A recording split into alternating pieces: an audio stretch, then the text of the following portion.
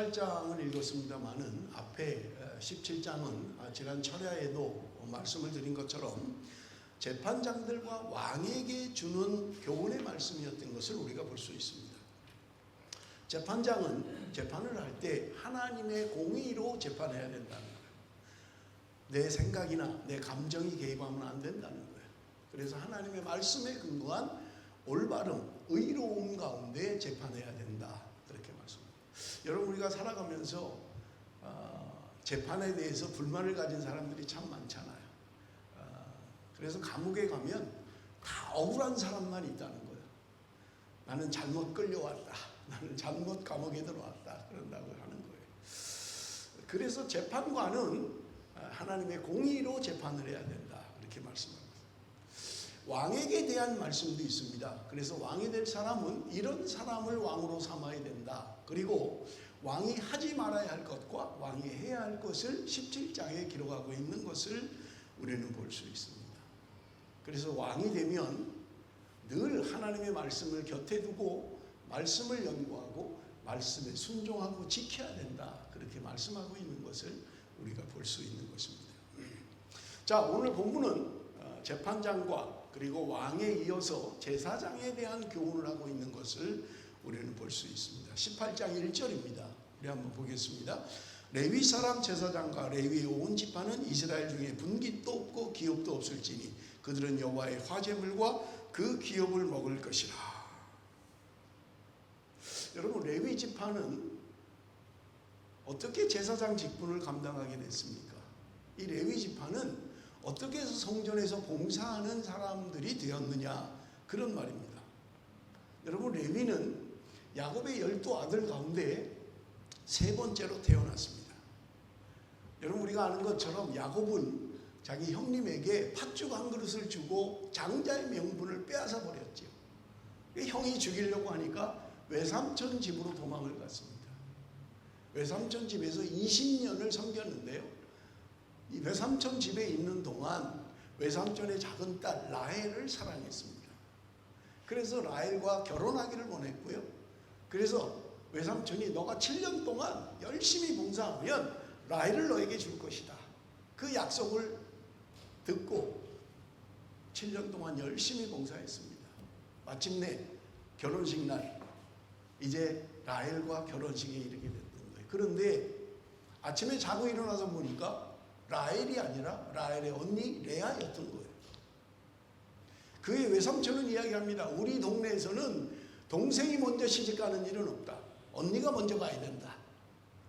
그러니까 네가 일주일을 더 레아에게 봉사하면 네 동생 라헬을 줄 텐데 그 동생 라헬을 줄 텐데 7년을 더 봉사해라.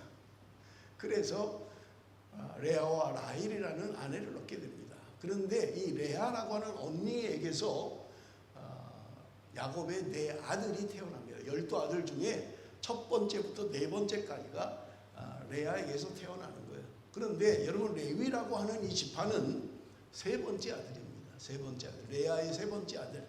뭐 4번째는 우리가 너무 잘 알지요. 유다라고 하는 유다가 태어나는데 이 유다 지파에서 여러분 다윗이 태어나고 예수 그리스도가 탄생하는 것을 우리가 볼 수 있습니다. 그러니까 지금 레위는 유다의 형이에요. 3번째 태어난 형인 것을 우리가 알 수 있는 것입니다. 자, 그러면 레위는 어떤 사람인가 라고 하는 것을 우리가 좀 살펴볼 텐데 창세기 49장 5절에서 7절 우리 한번 보겠습니다. 창세기 49장 5절에서 7절입니다. 우리 다 같이 읽습니다. 시작. 시몬과 레위는 형제요 그들의 칼은 폭력의 도구로다. 내오나 그들의 노예에 상관하지 말지어다. 내 영광아 그들의 집회에 참여하지 말지어다. 그들이 그들의 분노대로 사람을 죽이고 그들의 혈기대로 소의 발목 힘줄을 끊었음이로다. 그 노여움이 혹독하니 저주를 받을 것이요 분기가 맹렬하니 저주를 받을 것이라. 내가 그들을 야곱 중에서 나누며 이스라엘 중에서 흩으리로다. 여러분, 우리가 읽은 창세기 49장은요 야곱이 마지막 죽으면서 자녀들에게 유언한 내용이에요. 그런데 엄밀한 의미에서 유언이 아니라 예언이에요. 자기 자녀들 한 명 한 명을 지금 축복하기도 하고 오늘 본문과 같이 저주하기도 합니다. 그런데 지금 야곱이 시몬과 레위 자기 자식이에요. 그들에게 저주를 하고 있는 거예요. 그런데 왜 그러냐면 그들이 분노대로 사람을 죽였다는 거예요. 그들이 혈기대로 소의 발목 힘줄을 끊었다고 이야기하고 있는 거예요. 그래서 그들의 노여움이 혹독하기 때문에 저주를 받을 것이다. 분기가 맹렬하기 때문에 그들이 저주를 받을 것이다 말씀하고 있는 것을 우리가 볼 수 있어요. 여러분, 당시에 야곱은 기분대로 하는 말이 아니에요. 어떤 면에서 하나님의 예언인 거예요. 그런데 시므온과 레위는 저주를 받았던 거예요. 그러면 왜 지금 그들이 저주를 받아야만 했는가라고 하는 것입니다. 여러분, 창세기 34장에 보면 야곱이 외삼촌 집에 숨어 살다가 20년 만에 자기 고향으로 돌아오는 거예요. 돌아오는 중에 세겜이라는 곳을 만났고 거기서 머물게 되었어요. 그런데 그 세겜의 추장의 아들이 야곱의 딸 디나를 굉장히 사랑했던 거예요. 뭐 아마 굉장히 잘생겼던 것 같아요. 뭐 오래 사귄 것도 아닌데 첫눈에 반해서 내가 저 여자하고 결혼해야 되겠다. 그리고는 강간을 한 거예요. 그러니까 지금 야곱의 아들들이 분노를 참지 못하는 거예요. 저것들 다 죽여야 된다. 내 동생을 강간했다. 그런데 뭐 야곱의 무리는 얼마 되지 않잖아요. 지금 뭐 아들들 뭐 자녀들 해봐야 별로 되지 않는데 세겜에 있는 그 나라는 엄청 큰 나라인데 뭐 이길 수가 없는 거죠. 그러니까 제안을 합니다. 당신이 우리 동생하고 결혼을 하려면 당신들이 할례를 행해야만 합니다. 할례를 받지 않는다면 내 동생하고 결혼할 수가 없습니다. 우리는 할례 받은 민족이기 때문에 당신들도 할례를 받아야만 합니다. 그런데 이 추장의 아들이 디나를 너무 사랑한 거예요. 그러니까 아버지에게 이야기합니다. 아버지, 우리 민족이 다 할례를 받고 그러면 저 민족과 우리 하나 될 거 아닙니까? 그럼 여기서 살 거고 그들이 가지고 있는 재산들 다 우리 거 될 거고 나는 내가 좋아하는 디나와 결혼하면 되지 않겠습니까? 그래서 그 세겜에 사는 남자들이 전부 다 한 날 할례를 받게 됩니다. 할례가 뭔지 아시죠? 여러분, 남자가 할례를 받으면요 최소한 3일 동안은 움직이지 못합니다. 움직이면 너무 아파요. 그래서 움직이지를 못해요. 그때 그 시므온과 레위가 칼을 가지고 가서 다 죽여버립니다. 움직이지도 못하는 세겜 민족을 다 죽입니다. 야곱이 걱정이 생긴 거예요. 이 소문이 이 주변에 나면 그들이 우리를 공격하면 어떡하냐? 우리 망할 건데 너희들이 왜 그런 짓을 했냐? 야곱이 반대함에도 불구하고 그들은 세겜 민족을 다 죽여버렸다. 그것 때문에 야곱이 엄청 걱정을 했던 거예요. 그 이야기를 하고 있는 거예요. 그래서 마지막 죽을 때 시므온과 레위를 향하여 저주를 이야기했던 거예요. 너희들은 칼로 망하게 될 것이다. 너희들은 저주받은 족속들이다. 야곱이 그렇게 저주를 했던 거예요. 그런데 여러분, 우리가 성경을 보면 신명기 33장에 보면 모세가 마지막 축복하는 장면이 나옵니다. 이것도 모세가 죽을 때 하는 거예요. 여러분, 우리 한번 볼까요? 신명기 33장 8절에서 10절입니다. 우리 한 목소리로 같이 읽어봅니다. 다 같이 시작.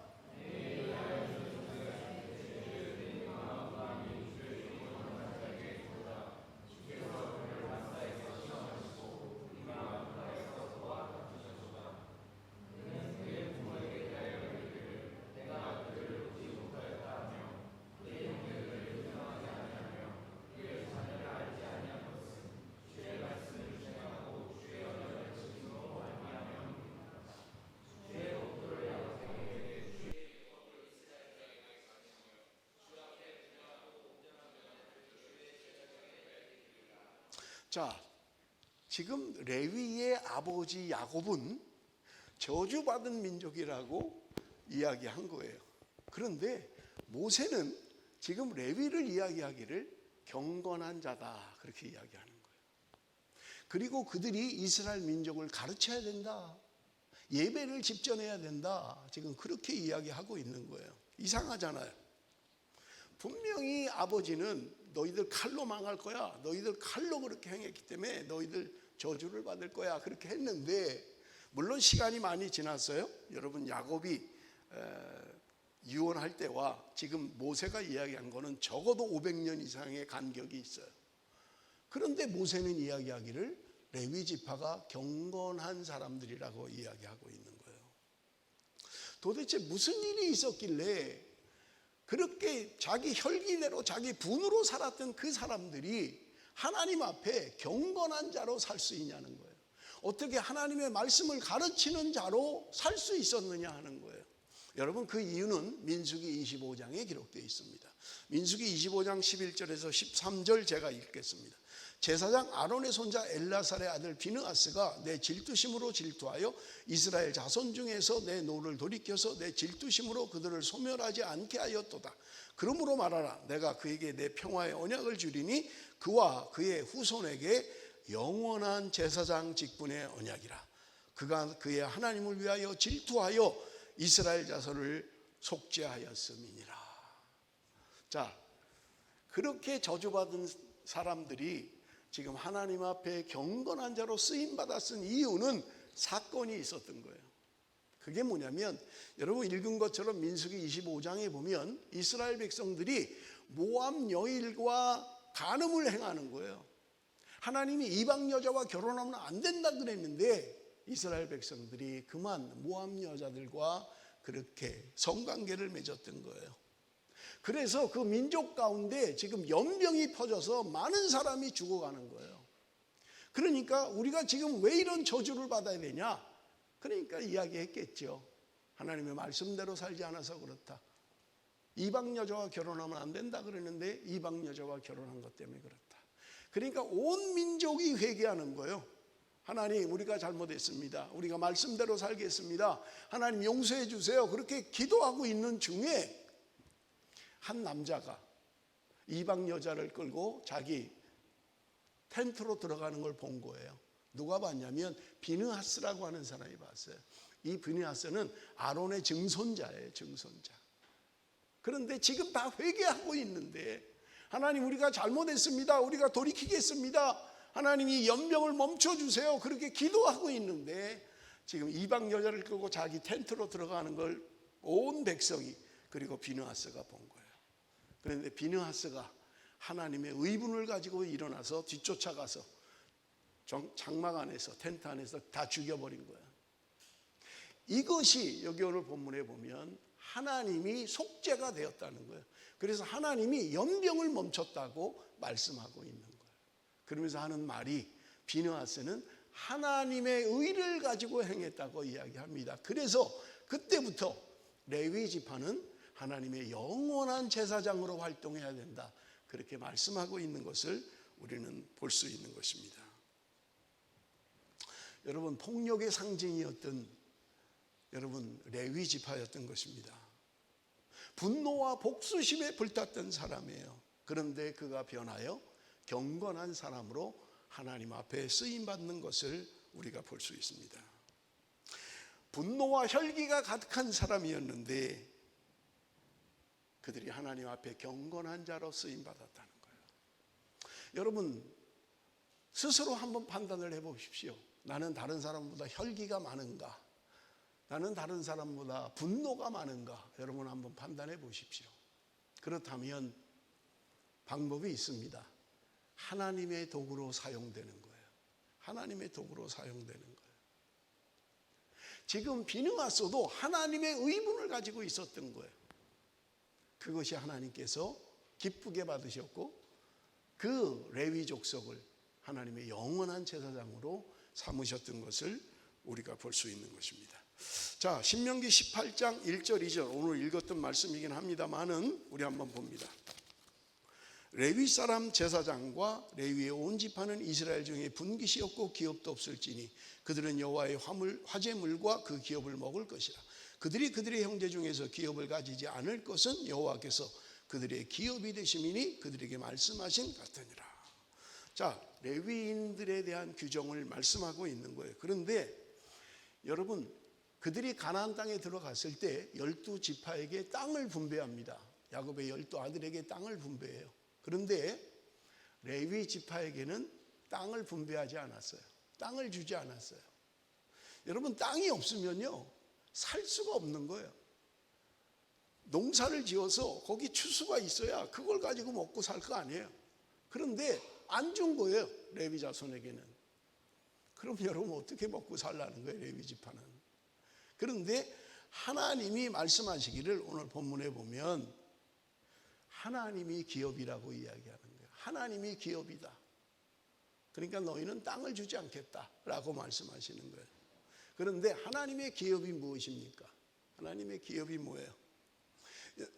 여러분 그 영어 성경 킹 제임스 버전이나 NIV, NRSV에 보면 이 기업이라는 단어를 번역하기를 inheritance라고 번역하고 있어요. inheritance. 똑같이 다 번역을 하고 있어요. 그건 뭐냐? 유산이라는 말입니다. 유산, 소유라는 말입니다. 하나님이 나의 소유입니다. 하나님이 나의 유산입니다. 그래서 땅을 주지 않겠다는 거예요. 레위인에게 하신 말씀인 것을 우리가 볼 수 있습니다. 여러분, 땅을 분배받으면 저절로 곡식이 생기지 않아요. 땅을 가지고 있더라도 여러분 농사를 짓기 위해서는요, 적당한 때 비가 와야만 합니다. 비가 너무 많이 와도 농사가 안 돼요. 여러분 홍수가 지면 어떻게 돼요? 다 떠내려가는 거예요. 비가 안 오면요, 농사를 지을 수가 없는 거예요.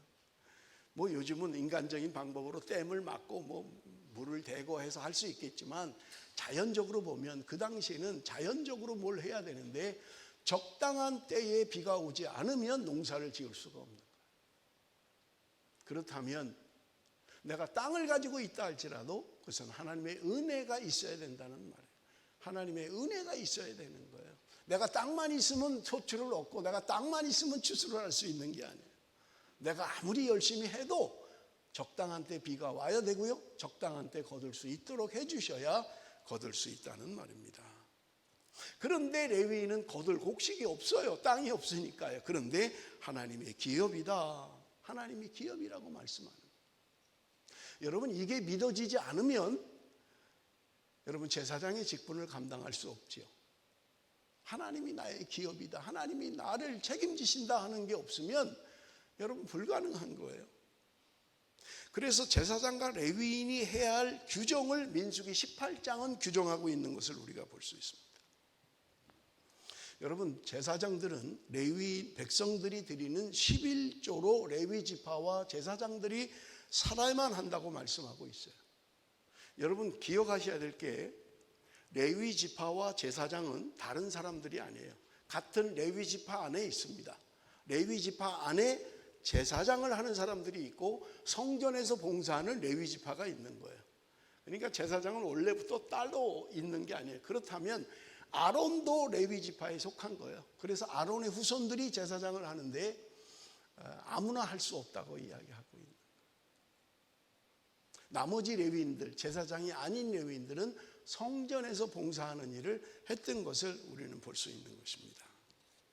자, 18장 5절 우리 한번 좀 볼 텐데요. 18장 5절 다 같이 읽습니다. 시작.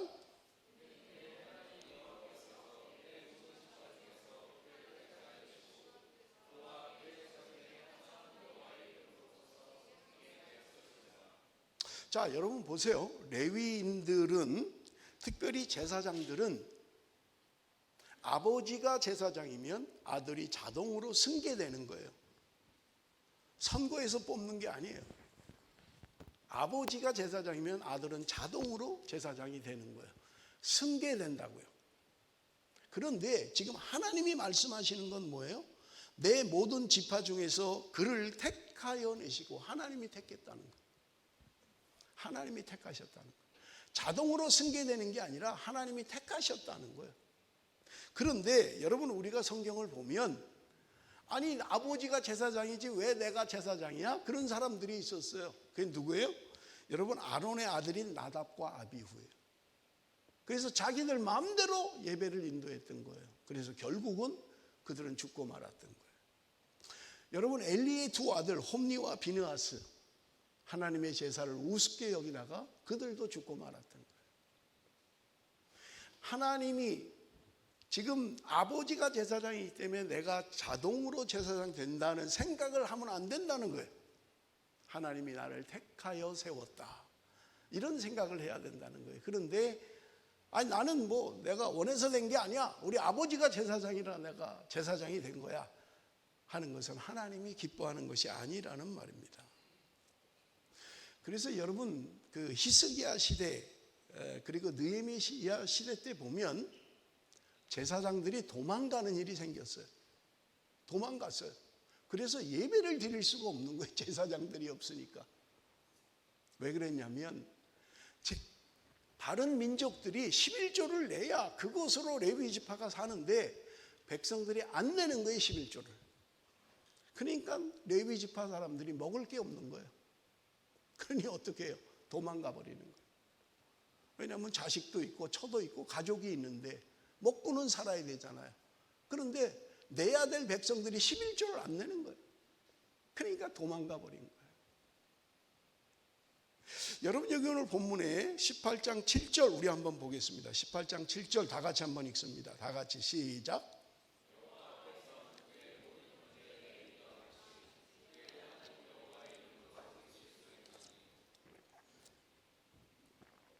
민수기 18장 7절 아니죠? 신명기 18장 7절이죠. 아까도 일부 예배 때 이거 미스가 있는 것 같아요. 민수기 18장 7절 너와 내 아들들은 제단과 휘장 안의 모든 일에 대하여 제사장의 직분을 지켜 섬기라. 내가 제사장의 직분을 너에게 선물로 주었은즉 거기 가까이 하는 외인은 죽임을 당할지니라. 제사장의 직분이 민수기에는 선물이라고 이야기하고 있는 거예요. 선물이라는 거예요. 여러분 보세요. 선물은 어때요?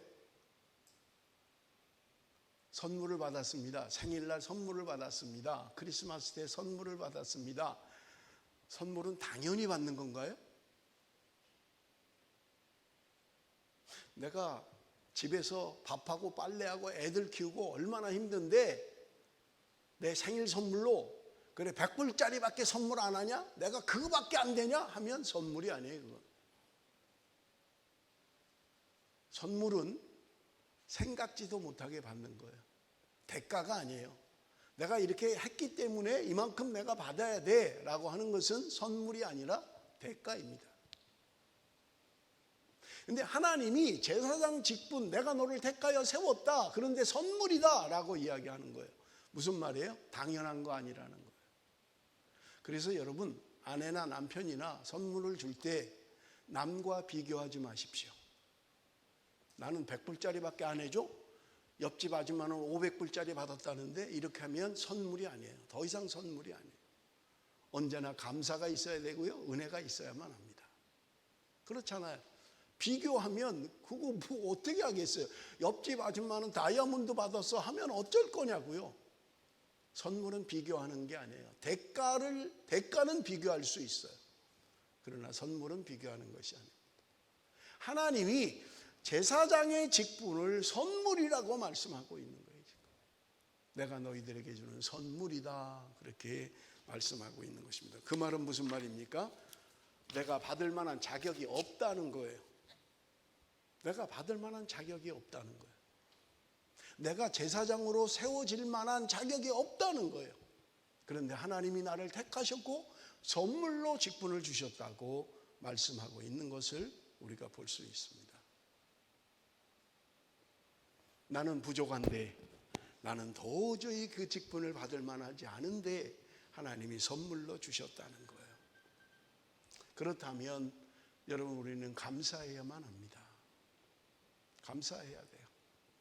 6절에서 8절입니다. 6절에서 8절 우리 한번 같이 읽어볼까요? 6절에서 8절 다 같이 시작.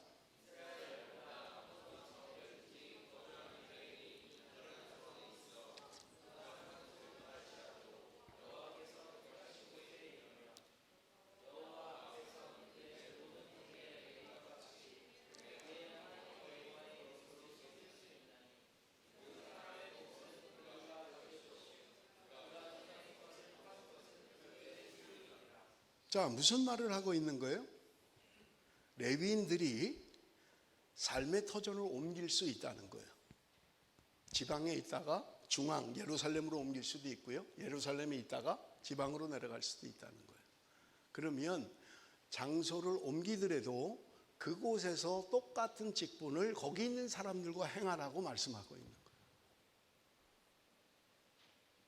여러분, 많은 사람들은 중앙으로 가길 원합니다. 그렇잖아요. 중앙, 예루살렘, 많은 사람이 있고 정치의 중심지, 종교의 중심지, 내가 이왕이면 거기 가서 내가 사역을 해야지. 그럴 수 있을 거예요. 그런데 하나님은 여기 있든 저기 있든 그걸로 옮기면 거기서 그냥 사역하게 하라는 거예요. 8절에 보면 그 사람의 몫은 그들과 같을 것이요, 딴 데서 왔다고 차별 두지 말라는 거예요. 그냥 똑같이 하라는 거예요. 그가 조상의 것을 판 것은 별도의 소유니라. 제사장이 소유를 가지고 있을 수 있어요. 뭐 부모에게 물려받은 것일 수도 있어요. 제사장들은 땅을 받지 못했습니다. 그는 뭐냐? 농사를 지을 수 있는 땅은 주지 않았어요. 그런데 살 수 있는 땅은 줬어요. 레위인들에게 이스라엘 지역 12지파로 땅을 나눴지만 48개의 성읍에 레위인들이 살도록 했습니다. 나눠서. 그들이 말씀을 가르치고 그들이 그 지방을 다스리도록 했던 거예요. 그런데 그들이 어느 지방에 48개 성읍이 있었으니까 살긴 해야 될 거 아니에요. 그러니까 집을 짓고 살 수 있도록 집을 지을 땅은 준 거예요, 그들에게. 그러나 거기서 뭐 심어가지고 먹고 살고 내가 그거 하진 않도록 했던 거예요. 그러니까 옮기더라도 똑같은 조건을 줘야 된다, 그렇게 이야기하는 거예요. 그런데 제사장이 소유가 있을 수 있다는 거예요. 돈이 있어요. 그런데 그것은 별도라는 거예요. 여러분, 모두 다 똑같으면 안 됩니다. 예를 들어서 제 후임자가 앞으로 5년 후에 집이 있는 사람이에요. 집이 있어요. 집을 가지고 있다고요. 그러면 교회에서 집을 또 줄 필요는 없잖아요. 그죠? 그럼 어떻게 하시겠어요? 아니, 목사님 집이 있으니까 뭐 안 줘도 되지. 그건 잘못된 거라는 거. 그 지역에 교회가 제공할 렌트비를 그 목사님에게 주어야 돼요. 이게 현재 호주에 있는 외국 교회들의 법칙입니다. 예를 들어서 오시는 목사님이 차를 가지고 왔어요. 뭐 저야 차도 없고 집도 없으니까 교회에서 제공하지만 차가 자기가 있어요. 타던 차가. 난 교회에서 차 필요 없습니다. 제가 그냥 타는 차 쓰겠습니다. 라고 하면 어떻게 하시겠어요? 감가상각비를 계산해서 줘야 됩니다. 왜? 교회가 제공을 해야 되는 게 당연한데 제공을 못 하잖아요. 본인이 타는 차를 그냥 쓰려고 하잖아요. 그러면 그 차의 감가상각비를 매년마다 줘야 된다는 말입니다. 이걸 지금 이야기하고 있는 거예요. 제사장이 별도의 재산이 있어요, 지금. 그러면 그거는 별도의 재산이라는 거예요. 당신은 재산이 많으니까 조금만 주겠습니다. 이렇게 하면 안 된다는 거예요. 그것을 지금 성경이 규정으로 말씀하고 있는 것을 우리가 볼 수 있습니다. 자, 9절부터 14절까지는 가증한 일에 대한 이야기를 하고 있어요. 9절, 내 하나님 여호와께서 내게 주시는 땅에 들어가거든 너는 그 민족들의 가증한 행위를 본받지 말 것이니. 가증한 행위를 본받지 말라는 거예요. 그럼 가증한 행위가 뭐예요? 10절 11절입니다. 우리 한번 같이 읽어봅니다. 10절 11절 다 같이 시작. 그의 아들이나 딸을 불가음대로 지나게 하는 자나 점쟁이나 기륭을 말하는 자나 요술하는 자나 무당이나 진언자나 신접자나 박수나 초혼자를 너희 가운데 용납하지 말라. 점쟁이, 무당, 박수, 신내린 자들을 용납하지 말라는 거예요.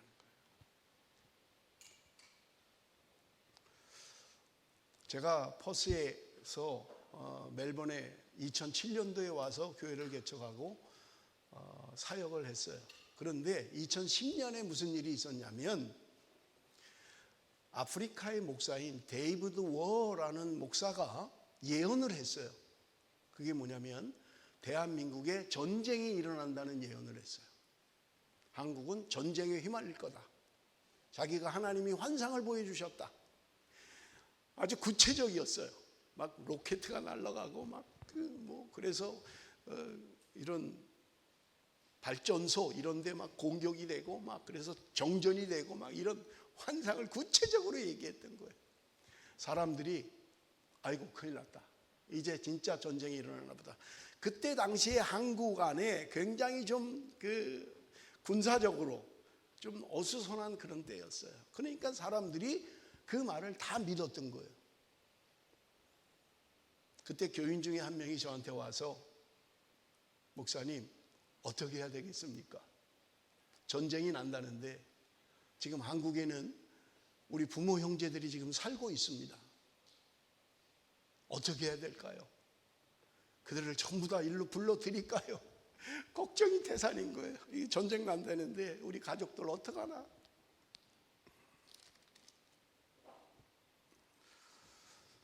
제가 그래서 그분에게 그랬어요. 너무 염려하지 마십시오. 그렇게 쉽게 전쟁 나지 않을 것입니다. 또 전쟁이 난다 하더라도 하나님은 우리 민족을 지켜주실 것입니다. 그래서 그분이 뭐 가거나 오거나 그러진 않았어요. 그런데 굉장히 걱정을 하더라고요. 2014년에 홍혜선이라는 여자 전도사가 하나님이 나에게 직통 계시를 주셨는데 한국에 전쟁이 일어난다. 앞으로 3개월 후에 전쟁이 터질 것이다. 난리가 났어요. 한국에. 어떻게 해야 되나? 도망가야 되나? 어디로 가야 되나? 전부 다 일어나지 않았습니다. 하나도 일어나지 않았어요. 지금 2024년이잖아요. 10년이 지났는데도 전쟁 안 일어나고 있잖아요. 그런 자들을 다 죽이라는 거예요. 왜 죽여야 되냐? 여러분 보세요. 22절 우리 한번 읽어봅니다. 22절 말씀 다 같이 시작.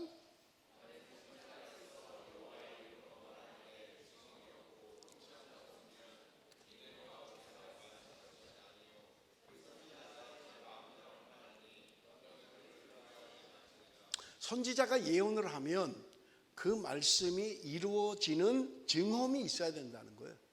실제로 일어나야 된다는 거예요. 그런데 예언을 했는데 안 일어나요. 아무 증험이 없어요. 변화가 없어요. 그러면 그들을 죽이라는 거예요. 왜? 그들은 자기 생각대로 말한 거예요. 자기 생각대로 말한 거예요. 자기 기분대로 말한 거예요. 죽이라고 말씀하고 있는 것을 우리는 볼 수 있는 것입니다. 말씀을 맺겠습니다. 하나님은 제사장들에게 하나님을 기업으로 삼으라고 말씀하고 있는 거예요. 여러분 성경은 우리에게 말씀합니다. 모든 성도들은 왕같은 제사장이라고 말씀하고 있는 거예요. 베드로전서 2장 9절 우리 한번 읽어봅니다. 베드로전서 2장 9절 다 같이 시작.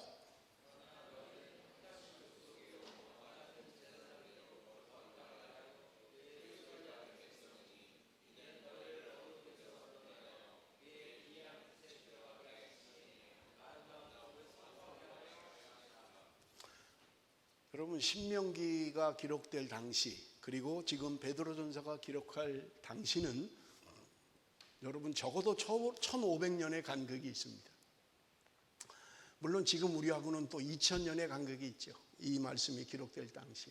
그런데 신약시대예요. 베드로전서니까.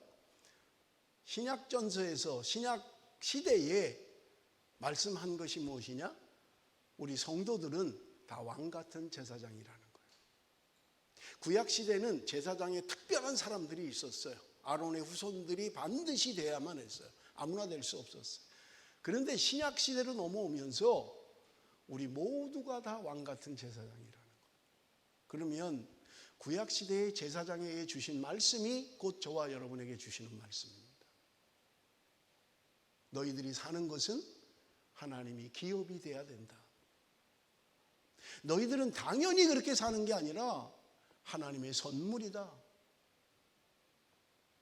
내가 집사된 것 당연한 거 아니라는 거예요. 선물이라는 거예요. 하나님이 내게 주신 직분은 선물이라는 거예요. 선물을 받았다면 감사해야만 합니다. 충성을 다해야만 합니다. 아이고 뭐 목사님이 날 시켰지 뭐 내가 뭐 임명은 제가 합니다. 임명은 제가 해요. 그러나 아무나 세우진 않아요. 목사도 인간이기 때문에 실수할 때 있어요. 내가 왜 저 사람을 세웠지? 할 수 있어요. 인간이기 때문에. 그러나 여러분, 받는 사람은 사람이 세웠다고 생각하면 안 됩니다. 하나님이 세웠다고 생각해야 돼요. 하나님이 나를 택하여 세웠다. 하나님이 나에게 주신 선물이다 라고 하는 거예요. 그렇다면 하나님이 나에게 주신 직분에 대하여 감사해야만 합니다. 나 같은 자격 없는 사람이 하나님의 귀한 직분을 맡겨주셨다는 거예요. 저도 반복해서 생각합니다. 돌이켜 아무리 생각해도 목사가 될 만한 자격이 없는 사람이었어요. 아무리 생각해도. 그래서 은혜입니다. 그래서 감사입니다. 여러분이 받은 직분에 대하여 여러분 감사하고 은혜로 생각해야만 하는 것입니다. 하나님이 기뻐하지 않는 것은, 가증한 것은 버려야만 해요. 떠나야만 합니다. 내 생각, 내 마음이 중요하지 않습니다. 하나님의 사람은 하나님의 말씀이 중요합니다. 말씀이 중심이 되는 사람, 말씀을 따라 사는 사람. 여러분, 제사장은 구별된 사람입니다. 오늘 성경은 저와 여러분을 제사장이라고 이야기하고 있는 거예요. 하나님의 말씀만이 나를 살리는 것입니다. 시편 119편 105절에 주의 말씀은 내 발의 등이요 내 길의 빛이니라고 말씀합니다. 깜깜한 앞이 보이지 않는 그 길의 등이라고 말씀합니다. 어디로 가야 바른 것인지 알지 못할 때 내 길의 빛이라고 말씀하고 있는 것입니다. 사랑하는 성도 여러분, 하나님의 말씀을 따라 살아야 넘어지지 않습니다. 좌로나 우로나 치우치지 않습니다. 하나님의 말씀 따라갈 수 있는 하나님의 사람이 되는 것입니다. 기도하겠습니다. 살아계신 아버지 하나님, 은혜와